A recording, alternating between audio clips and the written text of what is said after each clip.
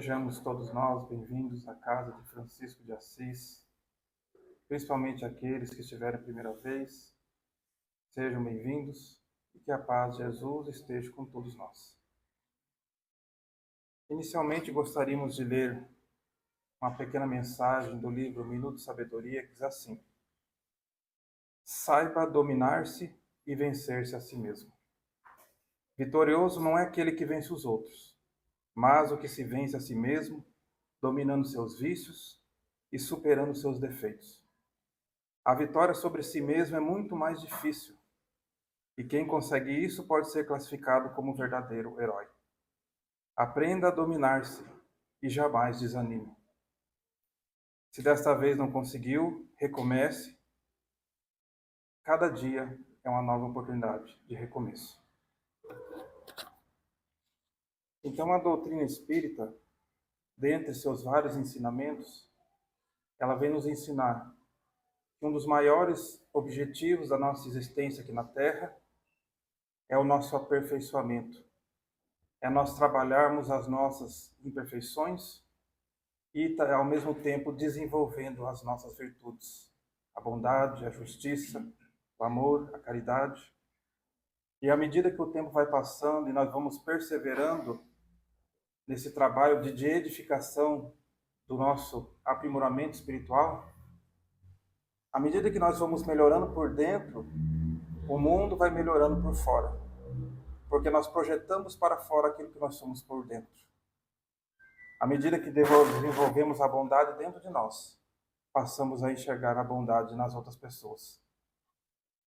Então esse é o objetivo dessa mensagem, né?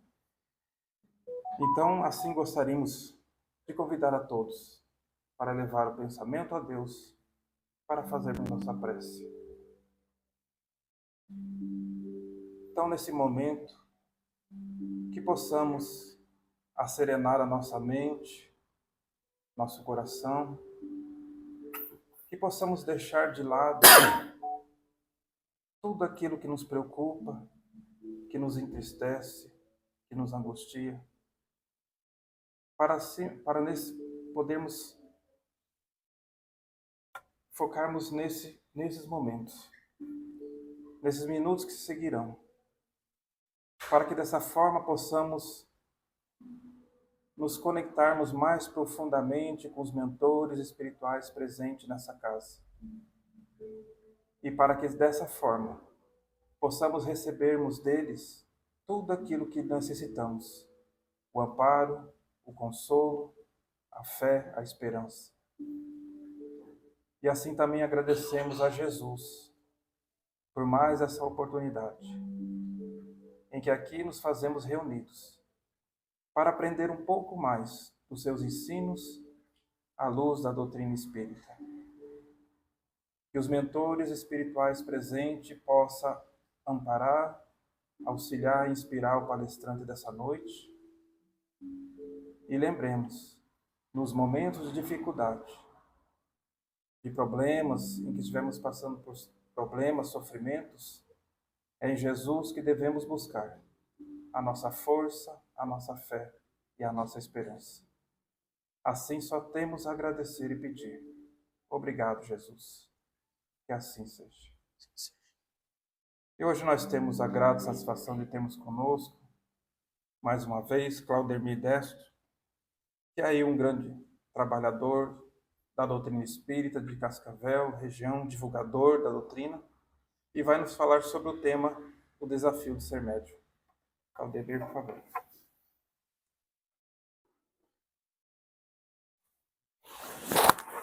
Boa noite a todos. Alguém aqui está vindo a um centro espírita pela primeira vez? Ótimo. Seja bem-vindo, tá? Então, assim, vou pedir licença para aqueles que são estudiosos do espiritismo há mais tempo e vou tentar falar numa linguagem bem compreensível para que o nosso amigo consiga entender. Assim também aquelas pessoas que às vezes não vêm ao centro espírita, mas que acessam a palestra pela internet. Então, quanto mais didático nós formos, mais as pessoas vão compreender.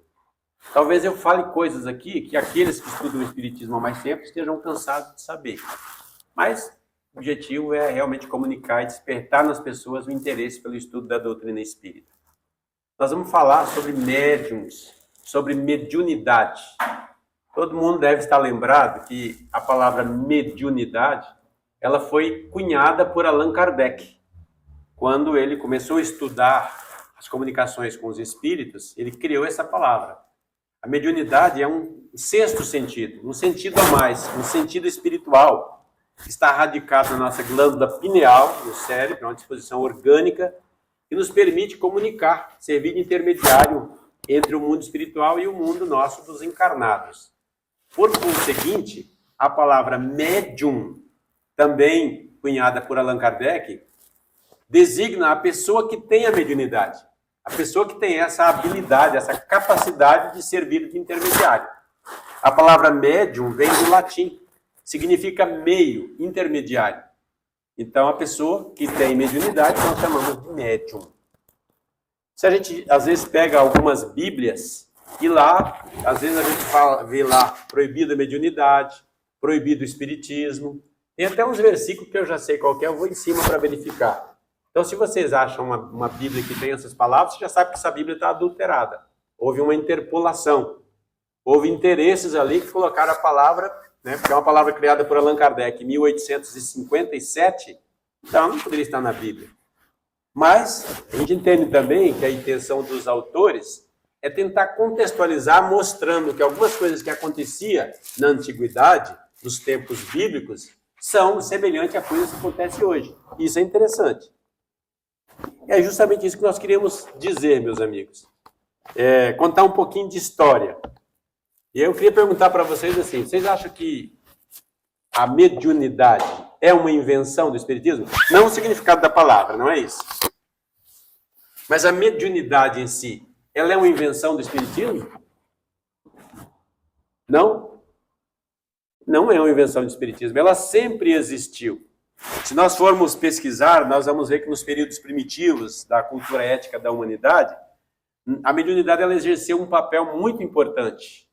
Sempre houveram médiums com nomes diferentes. Eram os feiticeiros, os magos, os adivinhos, depois mais tarde os oráculos, os pítulos, as pitonisas, os profetas. Eram pessoas que tinham essa capacidade de intermediar a comunicação do além conosco. Mas Allan Kardec, estudando o assunto, ele diz que todos nós somos, de alguma forma, médiums. Não necessariamente para dar uma comunicação de um espírito, mas para estabelecer a comunicação com os espíritos. A mediunidade que todos nós temos é a mediunidade intuitiva. A intuição ela é um grande instrumento de progresso da humanidade. As grandes invenções, assim como as invenções simples, mas de uma utilidade muito grande, elas são transmitidas do além para nós. A pessoa não tira do nada. Vocês acham que quem inventou a roda, de repente teve uma sacada lá e a roda já veio a ideia? Vou inventar a roda. Não. Ele sonha, durante o sono os espíritos passam aquela ideia, vão dando a sugestão, então aí a pessoa vai, como se ela estivesse descobrindo as leis da natureza, através da intuição. É isso que possibilita o progresso da humanidade. É assim que os espíritos nos tutelam nessa nossa grande jornada evolutiva. No tempo, nós vamos encontrar na Bíblia diversos fenômenos mediúnicos, com outros nomes, naturalmente, já que esse nome foi criado por Kardec, o nome em si. Nós vamos ver, por exemplo, Moisés recebendo os 10 mandamentos, um fenômeno de psicopictografia, né? Gravou lá na pedra, um fenômeno fantástico de efeitos físicos. Nós vimos assim, ele falando com um espírito que se identificava como Jeová. O espírito aparecia para ele e determinou a missão dele. Graças a isso é que ele se encorajou para libertar o seu povo do cativeiro no Egito e seguir, né, em busca da terra prometida. Inúmeros outros fenômenos. E tinha entre eles os chamados profetas. Nada mais, nada menos do que médiums. O próprio Moisés, o irmão dele, né, eles criaram uma casta sacerdotal. Só eles poderiam praticar a mediunidade, essa comunicação, ele falava comunicação com Deus. Nós, hoje, olhando de uma forma mais moderna, entendemos que eles não se comunicavam com Deus diretamente, porque Deus não é uma personalidade. Eles se comunicavam com espíritos superiores que guiavam aquela comunidade. Em alguns momentos nem eram espíritos superiores, porque algumas vezes quando a gente via alguns sacrifícios, algumas batalhas que os espíritos induziam eles a entrar, a gente começa a analisar e percebe que Deus não poderia mandar que eles matassem seus próprios irmãos, já que Deus é Pai de todos nós, Criador de todos nós, entende? Então a gente via ali, às vezes, a comunicação com os espíritos, eles acreditando que era comunicação com Deus, para algumas finalidades, né? Hoje a gente olha isso. Aí nós vamos ver os sacrifícios de animais, por exemplo, na época, né, um ritual de sacrifício. O que era aquilo? Mais ou menos o que a gente vê nas encruzilhadas aí, praticado por algumas correntes que usam a mediunidade, mas que não são espíritas. Espíritos atrasados que se alimentam daquela energia que emana dos animais, quando sacrificados. É isso que acontecia nos altares lá dos judeus antigos. Interessante a gente olhar com esse olhar de hoje, para compreender aqueles fenômenos culturais. No Novo Testamento, nós poderíamos ficar aqui uma noite inteira falando de fenômenos bíblicos. Só mais um que todo mundo conhece, quem estuda a Bíblia, né? Saul, o rei Saul, quando vai consultar o profeta Samuel, que já havia desencarnado, ele procura a pitonisa de Endor. Ela, né, havia sido proibido a prática mediúnica, então ela estava escondida. Saul se disfarça, como se fosse um homem do povo, e vai lá consultar. E ela descobre que ele é Saul. E ela se comunica com Samuel, e Samuel, o espírito, vem e faz uma previsão do que ia acontecer com ele. É bem interessante esse fenômeno, porque mesmo sendo proibido, né, ele conseguiu essa comunicação. No Novo Testamento, então, nós temos inúmeros fenômenos mediúnicos. A começar do fenômeno do Pentecostes, vocês se lembram? Alguns dias depois da morte de Jesus, os discípulos estavam lá reunidos, e de repente, o evangelista fala, né, no livro Atos dos Apóstolos, ele fala que começou a ser um vento muito forte, eles iam como se fossem línguas de fogo, que descia sobre os discípulos. E eles começaram a falar em línguas que eles não conheciam. Jerusalém era um centro, era a capital do judaísmo, como ainda é hoje.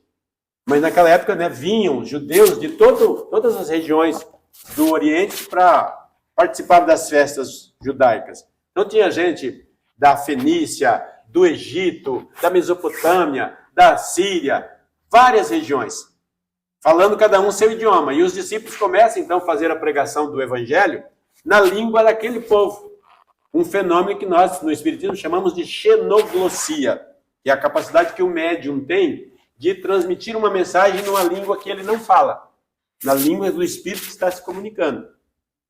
A gente vê uma coisa interessante, quando a gente fala de mediunidade, tem também o lado ruim da mediunidade, que é a obsessão, que é quando o espírito domina a mente do médium e leva ele a fazer coisas que ele não quer. Temos diversas passagens em que Jesus expulsa os demônios, ou conversa com esses espíritos. Bem lembrando, né, meus amigos, que do grego, demônio, daimon, pode ser um bom daimon ou um mau daimon. Daí, demônio, hoje, quando a gente fala em demônio, principalmente aquelas pessoas que frequentam as igrejas evangélicas, eles pensam que demônio seria um ser que se rebelou contra Deus e que agora volta exclusivamente ao mal. Mas demônio, no sentido original da palavra, é espírito.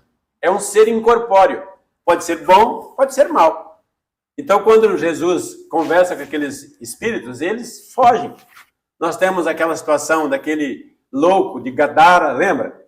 Que Jesus fala com ele, eles saem e assustam uma vara de porcos e os porcos se precipitam no despenhadeiro. Temos aquela do pai que traz o menino e fala, Senhor, está aqui o meu filho, apresentei para os seus discípulos e eles não conseguiram curá-lo. Ele é lunático e o Espírito joga ele no fogo, na água. Aí Jesus fala aquela célebre frase, ó raça incrédula, até quando vos suportarei? Suportarei no sentido de dar suporte, não é no sentido de tolerar. Aí, trazei-me cá o menino. Aí ele fala com o Espírito sai e o menino sara. Então a gente vê assim que os Espíritos nos influenciam. Então um médium, no sentido que a gente fala aqui no Centro Espírita, ele se concentra, ele tem um controle, porque ele estudou, ele treinou, ele aprendeu, ele controla a comunicação e o Espírito fala. Mas aí na rua nós temos um monte de gente perturbada por espíritos que são médiuns, e nem sabe que são médiuns.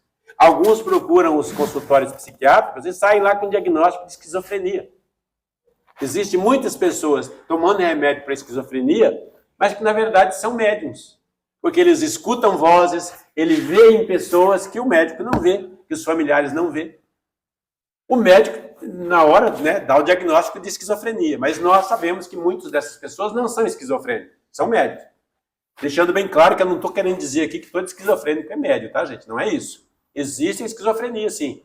Aquela que é causada por uma lesão cerebral, aquela que é causada por uma intoxicação com agrotóxico, aquela que é causada por intoxicação com medicamento. Então, tem várias situações. Aquela que é em função de uma degeneração do sistema nervoso. Mas muitos que têm diagnóstico de esquizofrenia são médicos, porque o sintoma é o mesmo. Para a gente fechar um diagnóstico de esquizofrenia, a gente usa 3 critérios. A pessoa que às vezes ouve vozes, né, a gente chama isso de alucinação. Enxerga pessoas que as outras pessoas não estão enxergando, sente cheiros que as outras pessoas não sentem, ou então ela começa a ter uma fala desorganizada, uma fala sem sentido, começa a conversar sozinha. Você vê na rua, já viram essas pessoas que às vezes estão na rua conversando e dá risada, e às vezes discute, não tem ninguém com ela? Ah, ele é louco. Não, não é louco. Ele é médium. É um médium perturbado que está conversando com as companhias espirituais que estão com ele. Então é muito difícil, né, ser médium. Mas vamos avançar um pouquinho na história. No início do cristianismo, muitos discípulos, muitos seguidores de Jesus eram médiums. Eles estabeleciam essa comunicação com o além. Havia fenômenos de voz direta, por exemplo.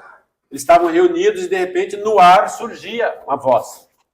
Nós vemos um fenômeno muito interessante também acontecido com Jesus e 2 de seus discípulos, que é chamado de fenômeno da transfiguração, quando ele materializa Moisés e Elias. Você lembra dessa passagem? A materialização, ela também é possível fazer aqui no Centro Espírita. Materialização, você toca no Espírito, aperta a mão dele, tira retrato dele, é perfeitamente natural isso. Se vocês pesquisarem na internet, pesquisa lá, materialização de espíritos. Vocês verão de inúmeras fotografias de espíritos materializados. Porque no final do século XIX, houve muita pesquisa científica sobre isso. Vários cientistas pesquisaram e promoveram sessões com médiums especializados, né, e produziam essas materializações, fotografavam os espíritos. Jesus materializa Moisés e Elias, e os 2 discípulos testemunham isso. Está lá escrito nos evangelhos. Inúmeras curas, inúmeros fenômenos mediúnicos. No início, então, do cristianismo, os 2, 3 primeiros séculos, era comum a prática mediúnica, os espíritos orientando. E o que acontece? Até que um momento, né, que a igreja acaba sendo, o Estado acaba encampando a igreja, exercendo uma grande influência, e a mediunidade é proibida. A prática mediúnica, naquelas comunidades iniciais, era proibida. E a gente entra, então, num período negro da história. Na Idade Média, se você tinha esse dom, você era classificado como o quê? Como é que era o nome que davam para o médium na Idade Média? Muitos de vocês foram queimados lá. Bruxa. Era bruxaria. E é interessante porque a pessoa nasce com a mediunidade. Imagina, essa senhora, né, vivia naquela comunidade lá, e de repente a pessoa ia lá conversar com ela, e de repente ela virava o olho lá e começava a falar, uma voz de homem, e dava a comunicação de um parente desencarnado. E ela ficava morrendo de medo, porque ela mesma não entendia isso. Mas daí aquele cidadão que recebeu a comunicação, né, não aguentou, ficou tão emocionado que falou com o vizinho. E o vizinho falou para o outro, daí as pessoas começam a vir, começam a procurar. E daí vem um doente e ela começa a dar um remédio, porque os espíritos faziam muito isso, né? Tinha muitos os curadores naquela época. E dali o que acontece? O padre começa a perder clientela. E o que ele faz? Dá uma seca, dá uma praga de gafanhoto, dá um terremoto, qualquer coisa, é porque vocês estão indo na bruxa.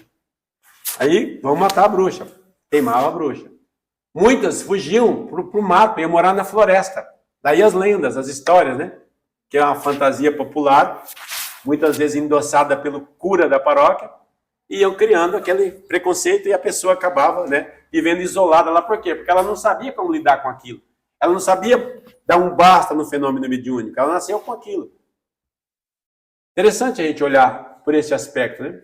Então a gente, quando fala em bruxa também, vamos lembrar que muitas pessoas na Idade Média, que eram acusadas de bruxaria, nada mais eram do que médiums. E muitas delas faziam bem. Usavam a mediunidade para ajudar as pessoas. Mas as pessoas acabavam tendo uma memória muito curta, né? Vou acelerar um pouco aqui por causa do nosso tempo, que não é muito longo. Mas eu quero lembrar vocês que aconteceu um fenômeno interessante.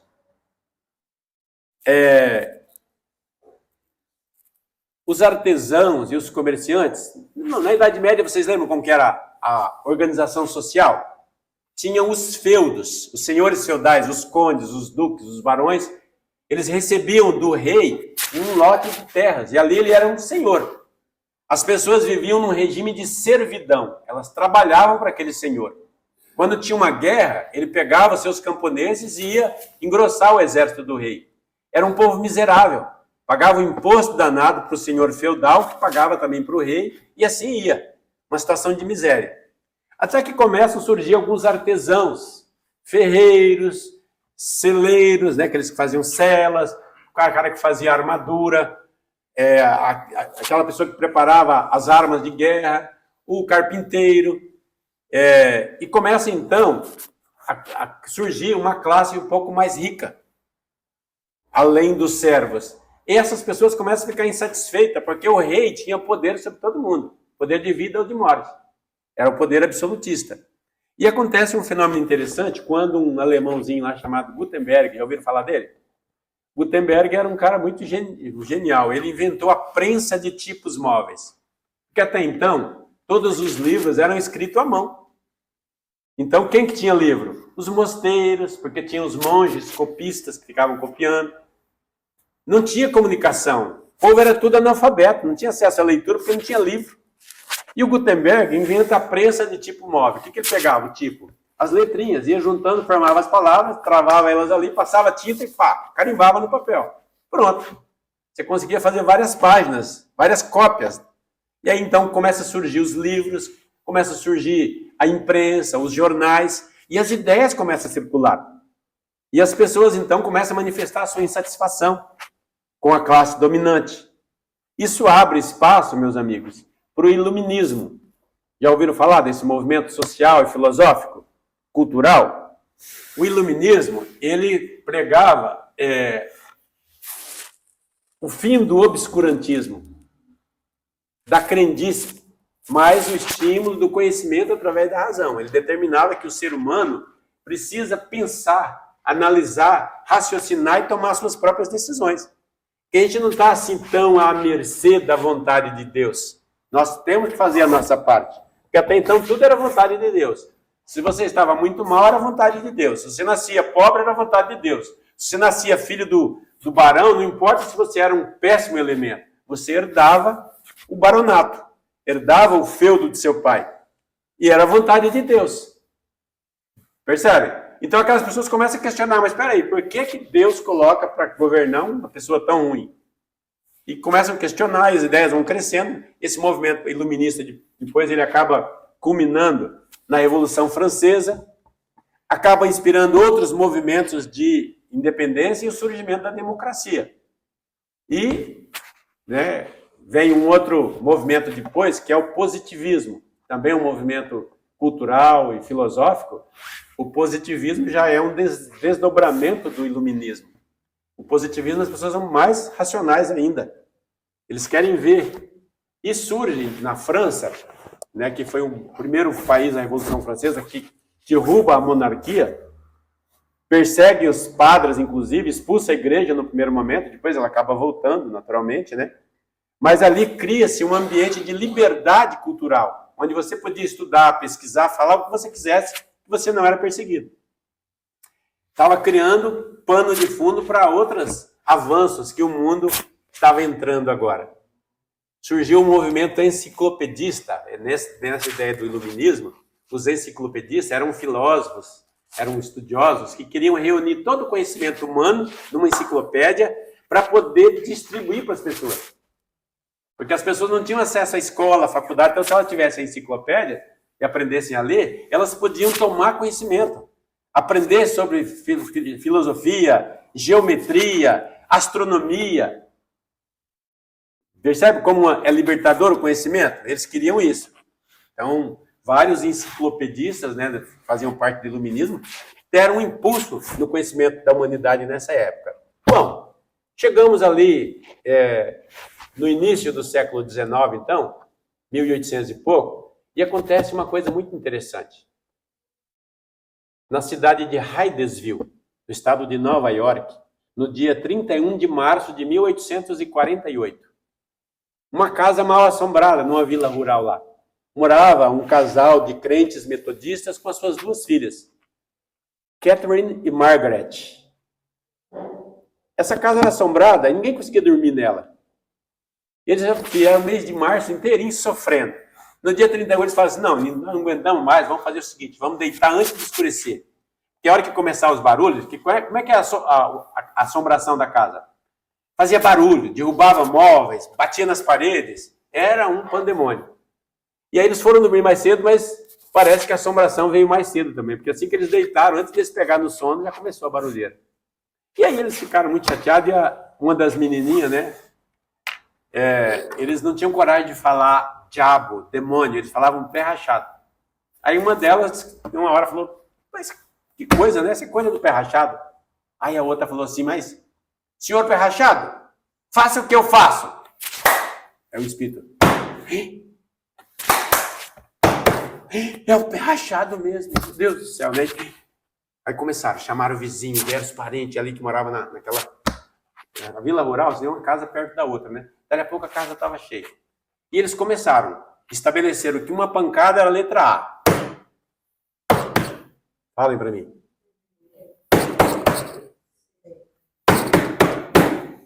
Você já pode conversar com os espíritos, tá vendo? Já sabe. Esse método é chamado de tipologia, essa comunicação. Eles estabeleceram um alfabeto. Então, cada pancada era uma letra, né? E um raspão, assim, um rap, né? Era sim, 2 rap era não. O espírito não passava a unha, ele produzia aquele barulho, simplesmente assim, tá? Então, eles começaram a conversar e perguntaram, né?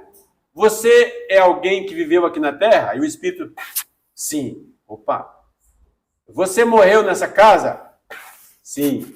Aí foram conversando, passaram a noite inteira, descobriram que aquela criatura que estava fazendo aquela barulheira toda era alguém que havia sido assassinado naquela casa.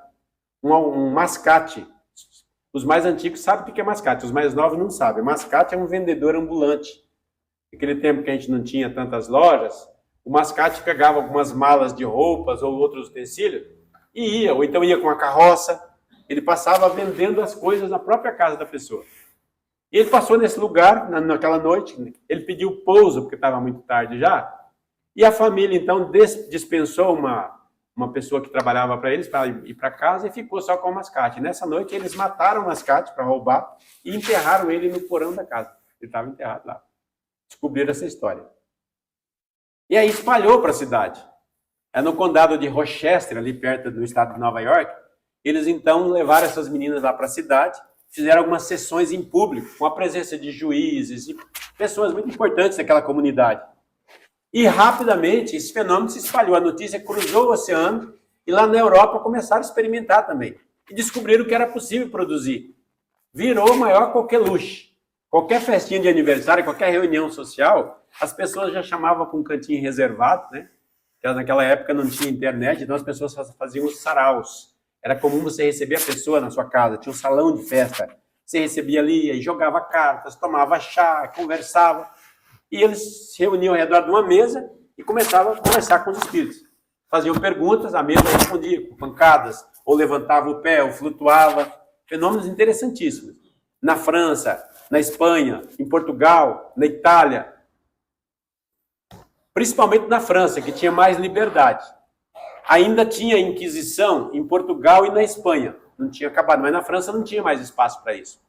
E nesse espaço, então, um estudioso, né, um positivista, chamado Hippolyte Léon Denisard Rivaio, era um professor com obras publicadas, um companheiro, ele era membro da Academia Real da Haas, uma importante academia literária da França. Um companheiro dele, um amigo, falou, professor Hippolyte, o senhor não sabe o que está acontecendo. Os mortos estão falando com a gente, através das mesas. E ele caiu na risada. Imagina, como é que a mesa vai falar, né? Morto falar. Venha. Umas vezes que um amigo dele insistiu, ele foi lá um dia para ver. Ele achou aquele negócio muito estranho. Ao invés dele se convencer, ele ficou mais desconfiado ainda. Achou que podia ter fraude. Ele via aquela mesa que subia até o teto. Ele ia lá, olhava se não tinha nenhum cordão puxando ela em cima, se não tinha nenhuma mola, nada por baixo. E até que ele se convenceu que aquilo parecia que era autêntico. O amigo dele entregou 55 cadernos com anotações que ele já tinha feito de pergunta para os espíritos. E pediu para lá, eu tenho informações importantíssimas aqui, mas não estou conseguindo organizar. Esse Hipólito, então, se debruça, né, lê aquele material, acha realmente interessante, organiza, começa a participar das sessões. Ele tinha 2 grupos de médiuns, principalmente, que ele consultava. Eram meninas novas ainda, recém-saídas da adolescência. Ou 2 delas eram adolescentes ainda. Então ele pegava aquelas perguntas, chegava lá e procurava aquela médium, perguntava para os espíritos tal coisa. O espírito respondia, através da psicografia. Aí, aliás, eu vou falar um pouquinho da história da psicografia, tá? No início, eles, além das pancadas, das mesas que flutuavam, vários outros fenômenos, eles também descobriram que se você pegasse um lápis, colocasse numa prancheta ou numa cestinha, segurasse ali, o médium colocava a mão, aquele lápis começava a escrever. E aí vinha aquela escrita esquisita, às vezes tudo emendado, eles tinham que ir cortando, né? Reescrevendo depois. Até que alguém pensou, mas espera aí, se o médium precisa pôr a mão na cesta, por que ele não pode pôr a mão direto no lápis? E aí descobriu a psicografia. E aí então tinha essas comunicações. Kardec usava da psicografia. E aí ele ia naquela médium, submetia a pergunta e recebia uma resposta. Daí ele ia no outro lado da cidade, no outro bairro, outra médium de confiança, submetia a mesma pergunta para ver se a resposta era idêntica. E a resposta era idêntica. Não necessariamente com as mesmas palavras, mas o mesmo sentido. Ele chama isso de controle universal do ensino dos espíritos. Com isso ele garantia que o que ele estava recebendo não era da cabeça do médium, mas eram os espíritos que estavam transmitindo. E aí então ele publica em 1857, no dia 18 de abril, a primeira obra espírita que se tem conhecimento, O Livro dos Espíritos. Veja só, lá em Hydesville, em 1848, né, 9 anos depois, a gente estava surgindo o primeiro livro espírita, o livro dos Espíritos. Um conhecimento profundo, nós temos aqui na livraria, na biblioteca, para emprestar, para vender. Quem não conhece a obra precisa estudar, porque é fantástico. E Allan Kardec, ele percebe que a mediunidade é uma coisa muito séria. Por quê? Porque até no capítulo 28 do Evangelho segundo o Espiritismo, que é uma das obras de Allan Kardec, também publicada, aliás, eu tenho aqui, vou mostrar para vocês. Ó. Esse aqui é o Livro dos Espíritos, para quem não conhece, é a primeira obra publicada, 1857. Depois aqui nós temos também o Livro dos Médiuns, que foi a segunda obra publicada. É um verdadeiro manual de como entrar em contato com os espíritos. Alerta dos perigos, né, dos inconvenientes. Depois ele publicou esse aqui, ó, o Evangelho segundo o Espiritismo. As pessoas falam Evangelho dos Espíritas, Evangelho Espírita. Não, Evangelho segundo o Espiritismo, por quê? Porque ele pega os textos do Novo Testamento, aquela parte moral, e ele analisa, levando em consideração os princípios básicos do Espiritismo que ficaram ensinados nesta obra aqui, que é o quê? Reencarnação, imortalidade da alma, lei de causa e efeito, a existência de vida em outros mundos, a possibilidade dos espíritos se comunicar conosco. Então, quando a gente pega algumas passagens de Jesus que não fazia sentido na época, agora a gente analisa com esses conhecimentos espíritas e faz todo sentido. Por isso que é o Evangelho segundo, de acordo com o olhar do Espiritismo. Fica muito fácil de compreender, muito bacana. Depois, ele publica mais 2 obras importantíssimas, que é o livro O Céu e o Inferno. O Céu e o Inferno. Ele faz um estudo sobre como que é o momento da morte.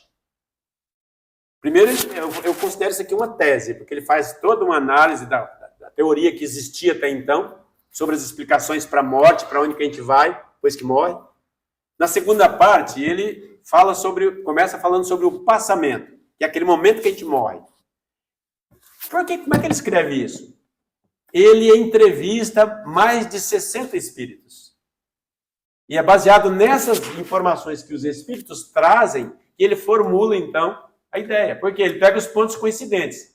Ele pega lá, por exemplo, ele entrevista, eu até tenho aqui a anotação, não lembro de cabeça agora, ele reúne as comunicações. No livro está todas as entrevistas, tá? Todas as comunicações desses espíritos. Ele pega, por exemplo, espírito suicida. Ele pega vários espíritos suicidas. E eles contam histórias parecidas de como foi a morte e como é que eles estão. Ele pega assim, comunicações de espíritos que na Terra eram pessoas boas. Também eles falam o mesmo jeito que eles morreram. E ele percebe então que de acordo com a pessoa vive aqui na Terra, vai ser o momento de passagem dela. Não é igual para todo mundo. Depende de como a gente vivia aqui.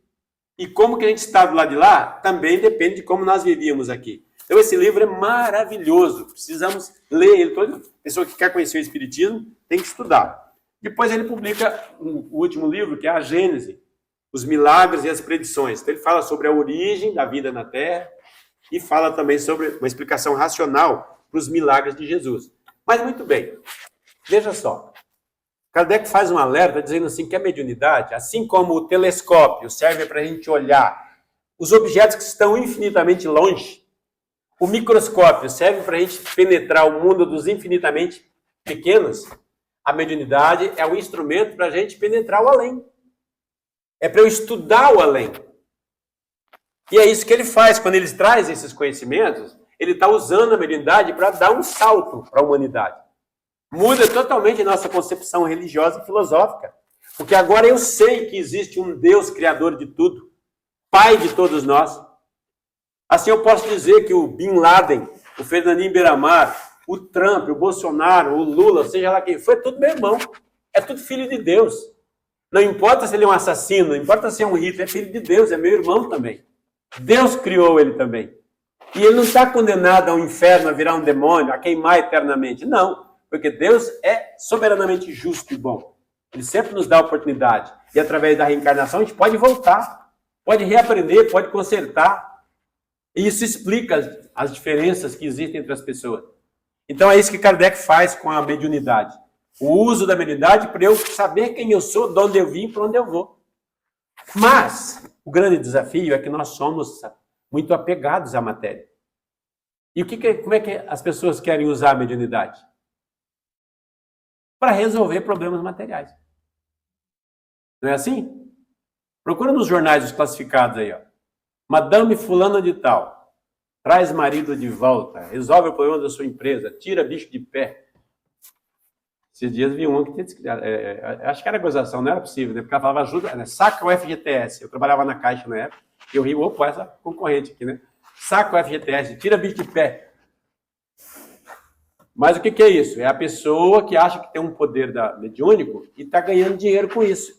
Quando o próprio Jesus disse para os discípulos, quando mandou eles de 2 em 2 fazendo as pregações, ele dizia, vai, expulsai os demônios, curai os doentes, ressuscitai os mortos, dai de graça o que de graça recebeste. A mediunidade é um dom, meus amigos, nós nascemos com ela. Não tem como eu dizer assim, agora eu quero ser médium, vou entrar no curso. Se você vem aqui no centro, temos estudos de mediunidade aqui. Mas se você não tiver mediunidade, não vai surgir nada.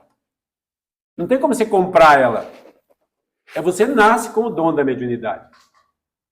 Mas nós estamos o quê? Querendo ganhar dinheiro. Querendo tirar proveito. Esses dias uma pessoa me ligou. Como eu faço palestra, as pessoas às vezes escutam a palestra, citam o nome, a gente fala muito sobre mediunidade. Eu coordeno a área mediúnica lá do Centro Espírita que eu frequento. Todo ano a gente começa uma turma nova de estudo para médiuns e tal. E aí uma pessoa me ligou e falou, senhor Claudemir Destro, sou eu mesmo. Eu queria que o senhor fizesse um trabalho para mim. Eu falei, como assim? Não entendi. Você quer uma consulta psicológica? Eu sou psicólogo, e o telefone é o mesmo, então não sei quando a pessoa está querendo um atendimento fraterno no centro espírita ou quando ela quer uma consulta psicológica. Você quer uma consulta psicológica ou você quer um atendimento fraterno? Ele falou assim, não, é que eu estou com... Aí ele já foi direto, é que eu estou com uns problemas aqui, meus negócios estão indo muito mal, eu tenho um comércio, não vou falar o comércio da pessoa, né? Mas assim, só está dando errado. Só estou indo para trás. E eu acho que tem alguma coisa feita aqui e eu quero que você desfaz ela para mim. Quanto você cobra? E quando ele falou quanto eu cobro, eu falei, cara, eu falei, meu amigo, olha, eu não faço isso. E se alguém falar que faz, é mentira, tá? Você vai gastar seu dinheiro à toa. Mediunidade não é para isso. Se você quiser vir conversar aqui no Centro Espírita, para a gente falar sobre as leis de causa e efeito, analisar por que isso pode estar acontecendo contigo. Eu posso até te ouvir com o maior prazer, né? Mas você não vai pagar nada, você não vai falar com o Espírito, você vai falar comigo, encarnado. Vou fazer uma análise e vou te ajudar a entender que talvez você está tomando decisões erradas. Mas é fácil, né, gente? A gente pôr a culpa nos espíritos, não é? Afinal de contas, também a gente vê algumas pregações na televisão de vez em quando, e o coitado dos espíritos estão levando a culpa de tudo, né? Tanto é que as igrejas vendem aí a água santa não sei do que, para afastar o espírito tal, etc. Põe a culpa nos espíritos. Aí a pessoa enche a cara, briga na mulher, é o mau espírito, né? Ele bate o carro, é o mau espírito. Ninguém tem responsabilidade por nada, é mais fácil pôr a culpa nos outros. E aqui no Centro Espírita a gente aprende que nós somos os artífices da nossa vida. Nós tomamos decisões erradas e elas têm consequência. Nós aprendemos com essa consequência e tentamos melhorar. E assim nós vamos evoluindo. E assim nós temos feito inúmeras vidas passadas. Aqueles que atiraram Jesus lá na cruz, que jogaram pedra na cruz, fomos nós mesmos. Não eram outros. A gente está reencarnando, vida após vida, repetindo os mesmos erros. Apegado às coisas materiais, querendo levar vantagem em tudo. Esquecendo que nós somos seres imortais, estamos aqui na Terra de passagem. Os bens materiais é para a gente usar para crescer espiritualmente, aprendendo a amar o próximo, que é o que Jesus ensinou. Mas a gente quer o quê? Tirar vantagem, ficar rico, pisando nas pessoas muitas vezes. E muitos médiums caem, meus amigos. Porque, né, a pessoa está apertada. Vamos supor nesse exemplo que aconteceu comigo. Se eu tivesse muito mal financeiramente, de repente, né, aparece a criatura querendo pagar para eu fazer um trabalho. Eu poderia simplesmente aceitar o dinheiro dele, enganá-lo, que é o que acontece muitas vezes.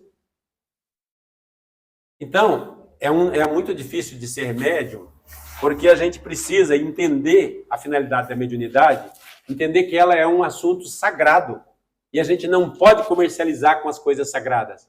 Vocês lembram o que Jesus fez quando ele chega no templo e vê lá os vendilhões? Ele começa a quebrar tudo. Por quê? Porque aquele é um espaço sagrado, o espaço de oração estavam corrompendo. Tanto é que tem um livro chamado O Consolador, ditado pelo Espírito Emmanuel e psicografado pelo médium mineiro Francisco Cândido Xavier. Na questão 387, perguntam para o Emmanuel o seguinte: qual a maior necessidade do médium?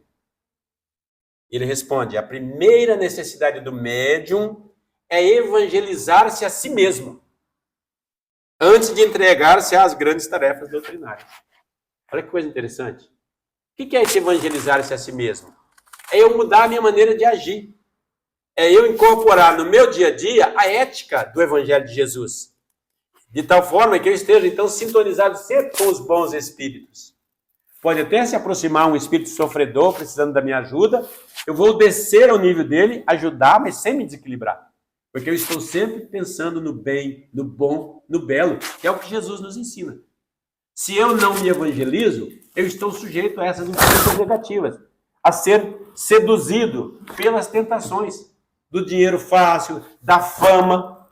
Porque imagina, meus amigos, mediunidade médium sempre teve um poder danado também. Eu não falei por falta de tempo, mas lá no início da humanidade, quem tinha mediunidade geralmente era conselheiro do governante. Um rei não tomava nenhuma decisão sem consultar o seu oráculo, o seu profeta, né? Eles consultavam além, usava diversos métodos ali, ou jogava lá uma erva na fogueira, ou olhava as vísceras dos animais. Fazia vários rituais, mas ele dava a previsão para o monarca. Então o médium sempre teve muito poder. E ainda hoje, né? Se a pessoa acha que a gente tem algum poder, ela está disposta a pagar para usar os nossos poderes para resolver questões materiais. Mas as coisas materiais vão ficar aqui. Então, para aqueles que têm mediunidade, o grande desafio é manter-se fiel à ética do Cristo, dando de graça o que de graça recebe, principalmente procurando reformar-se moralmente, se tornando uma pessoa melhor a cada dia, para que ela esteja sempre bem assistida pelos bons espíritos. Nesse capítulo 28 do Evangelho segundo o Espiritismo,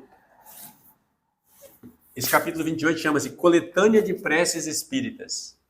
E tem um dos itens lá que é prece para os médiuns. Allan Kardec faz um comentário, todas as preces que ele coloca ali, ele faz uma breve introdução no prefácio, e em seguida ele dá um modelo Não tem palavra certa, o que vale é o que a gente sente. E nessa prece, ele coloca ali então que o médium tem que pedir a Deus para dar força para ele não cair na tentação. Para ele usar a mediunidade de uma forma sagrada, servindo a comunidade, servindo aos bons espíritos para ajudar as pessoas encarnadas. Fazendo essa ponte do além para conosco, mas para ajudar. Nunca cobrando, nunca fazendo mal, nunca tentando resolver questões materiais da vida que as pessoas querem facilidade. Não é isso. Nós estamos aqui para entender quem nós somos. A mediunidade, ela consola. Quando ela traz do além a notícia de um familiar querido que já foi, e ele vem nos dizer que ele está bem, que nós não temos culpa pelo que aconteceu com ele, que ele foi recebido pelo parente e tal. É muito consolador isso. É muito consolador quando o Espírito vem dizer, olha, quando você morrer naturalmente, né, não pelo suicídio, você vai se encontrar comigo, nós vamos estar juntos, porque a vida continua. A vida na Terra é uma cópia imperfeita da vida do além. E os Espíritos vêm, dão provas inequívocas de que eles são realmente aquelas pessoas que nós conhecíamos. Então não tem mais dúvida. A mediunidade, estudada pelo Espiritismo, matou a morte. Ninguém tem medo de morrer mais. Eu sei que eu vou morrer, vai morrer o corpo, eu vou continuar vivo. Não preciso mais brigar. Todas essas catástrofes que estão acontecendo no mundo, a gente encara com serenidade. Porque eu sei que eu vou continuar vivo. Pode vir um terremoto, um desabamento, uma bomba, não importa. Só vai morrer meu corpo, eu vou continuar vivo. Por que eu tenho essa certeza? Porque os espíritos nos ensinam através da mediunidade. Através de médiuns sérios, que dedicam a sua vida a servir ao Cristo, sendo essa ponte, esse intermediário do além para conosco. Então, meus amigos, aqui se alguém sente alguma coisa diferente, às vezes percebe que a mente fica meio tomada, às vezes fala coisa que não sabe como aquilo veio, talvez você seja médium. Venha estudar o Espiritismo. Venha aprender a controlar isso. As pessoas às vezes vêm estudar o Espiritismo por dois caminhos. Pelo amor ou pela dor. Pelo amor é a pessoa que às vezes escuta uma palestra, assiste uma palestra pela internet, fica curiosa, fala, nossa, gostei do que aquele cara falou. Vou lá ver se é mesmo, vou comprar aquele livro. Ela começa a ler o livro e fica encantada. Eu conheci o Espiritismo através de uma namorada. Ela me deu o livro dos Espíritos e eu me apaixonei. Ela até nem é espírita mais hoje, né? Mas eu sou grato a ela porque ela me colocou nesse caminho e eu fiquei lendo. Eu peguei, assim, comecei a ler todas as obras de Kardec, todas as obras de André Luiz, em 2 anos. Foi assim, mergulhei intensamente como se eu já conhecesse aquilo dali. Então muitas pessoas vêm e começam a estudar. Então, está sentindo alguma coisa? Vem aqui no Centro Espírita. Ah, sim, eu falei aquele que veio pelo amor, né? Mas vem uns pela dor. A pessoa às vezes está perdendo o controle, está tendo surtos psicóticos aí fora, né? Diagnosticada como surto psicótico, e às vezes nada mais é do que ela está sendo tomada, a sua mente, por algum espírito perturbado. Vem aqui no centro, vem tomar passe, vem assistir a palestra, começa a estudar, vem educar essa mediunidade. Mediunidade não é uma doença, é um sexto sentido, é um dom a mais. Quando você começa a estudar e começa a se transformar moralmente para melhor, você aprende a controlá-la. O Espírito vai se comunicar quando você permitir, no momento certo, no local certo. Já não vai mais te tomar na escola, na rua, no supermercado, em casa, não. E é isso que a gente chama de educação da mediunidade. É um processo de autoconhecimento, conhecimento do espiritismo e transformação moral. Porque à medida que você vai conhecendo, você vai se esforçando para se empenhar, para melhorar. Então, quem quiser, vocês viram que antes da palestra estava passando os grupos de estudo, pode se informar, tem um quadro mural ali com as informações também. Pode conversar com o pessoal da livraria, o pessoal da recepção, vai dar toda a informação que você precisa para começar a estudar. Se não dá certo os seus horários, tem outros centros espíritas em Cascavel, vários, com horários diferentes. Se ainda assim não der, tem na internet inúmeros cursos hoje, estudos de espiritismo online. Você pode fazer no conforto de sua casa na hora que você quiser. Várias palestras, né, estudos de livros inteiros gravados. Então hoje está muito bom. Na época de Kardec, ele tinha que ir lá conversar com o médium, perguntar sobre o além. Agora não precisamos mais. Temos centenas, milhares de livros publicados com informações importantíssimas, que a gente já pode ter. Só se a gente passar a vida inteira estudando essas obras de Kardec aqui, ó, nós já vamos ter informação suficiente para ficar muito bem. E nem precisamos ir lá consultar médico nenhum, porque já está prontinho para nós, mastigadinho, sem risco de a gente ser enganado. Porque há médiuns que enganam e há espíritos que enganam também. É por isso que a gente tem que estudar, para saber o que é certo, o que é sério, o que é ético, o que é moral. Então, assim eu convido a todos vocês para que nós unamos os nossos pensamentos em prece, pedindo a Deus, nosso Pai, que neste momento derrame as suas bênçãos sobre nós, nos envolvendo em muita luz, dando-nos essa visão de quem somos nós, por que reencarnamos na Terra e para que reencarnamos na Terra, aprendendo a olhar os reveses da vida como oportunidade de nos conhecer. Ajuda-nos, Senhor. Dá-nos força para vencer as tentações, para superar as nossas imperfeições, nos tornando cada dia um pouquinho melhor.